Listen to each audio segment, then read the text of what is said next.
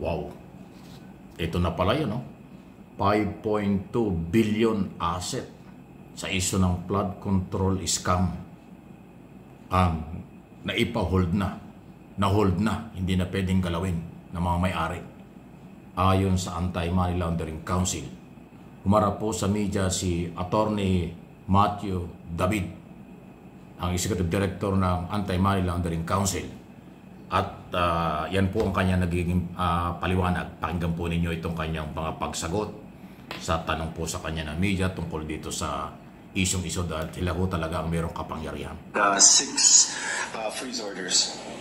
And how soon are we going to get these monies back? Yeah, I can give you an update regarding the total, the value of the total frozen funds and personal and real property. Right now, as of this morning, meron na pong 5.2 billion and we're still waiting for the submission of other bank returns and valuation of other properties that were frozen by the 6 freeze orders po.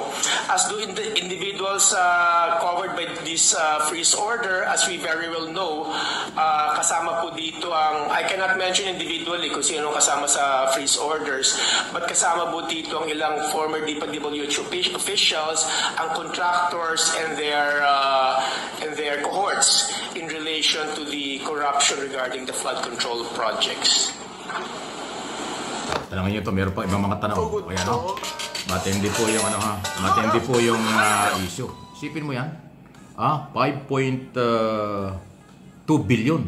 Pero hindi pa tapos kasi may mga iba pa pang mga lalabas dito. Ipagtuloy natin ang question and answer kasi importante yung mga tanong ho dito. Dito kay Attorney David ng AMLA. Na-freeze na natin na assets. Meron na ba tayo nakitang like red flags of money laundering? Like meron na bang mga nagbawas ng pera sa mga bank? Nagbawas ng pera sa bank accounts maybe? Yung nag-transfer o nagtago. Kaya tingnan natin. We were able to freeze the asset. Aside po sa mga freeze order na in-issue ng Court of Appeals, 6 po yun, nag-issue rin ng Court of Appeals ang authority for the AMLC to conduct bank inquiry. Sa bank inquiry po, pag natapos po yan, as you very well know, almost 2,000 bank accounts na ho ang na-freeze. Iniimbestigahan po niya through the bank inquiry ng mga AMLC investigators. Medyo matagal po yun kasi napakaraming iniimbestigahan o ini-inquire ng mga bank accounts. Malalaman po natin just after the bank inquiry, our investigators will submit a report at malalaman natin doon kung marami na na-withdraw. Kasi iisa-isahin po yung mga bank accounts na yon at titingnan kung marami na-withdraw during the period, especially the period from the time our President, during the SONA, mentioned that he intends to investigate yung mga flood control projects. Up to that time, ma-issue yung mga freeze. Malalaman po natin after the completion of the bank inquiry of these bank accounts. Ayun, so malinaw 2,000. Wow. Mahigit daw 2,000 bank accounts ang tinitrace ngayon base sa court order ng Court of Appeals na tingnan itong mga bank account na ito na involved dun sa posibleng pinagtaguan ng pera. Grabe kasi tinatanong meron ba kayo na-monitor na meron nag-transfer, nagtago, kung ano-ano, ayan daw. Under monitoring na yung 2,000 pero ongoing pa yan. So kung ganyan umaabot sa libu-libong bank account ang mga sinusuri ng gobyerno, isipin mo, napakalaking pera nito. Talagang bilyon, talagang trilyon. Hindi naman hupang karaniwang tao yung mga may-ari ng account na yan. Kontraktor at politiko yan.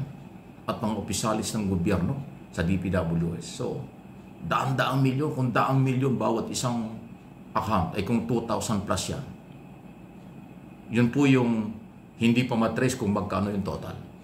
Pero yung sinasabi kanina, 5.2 billion yung nakontrol na, na-hold na, hindi na pwedeng galawin. Hawak na ng AMLA. Ganun po yan, kahit na pribadong pera yan, kahit kaninong galing yan, pag naka-hold na yan, hindi na po pwedeng withdrawal, anumang transaksyon, hindi na pwede. Ganyan ang authority ng AMLA, ng Central Bank. Yan po nangyayari So, maliit pa yon, 5.2 billion. Ganun kalaking pera na.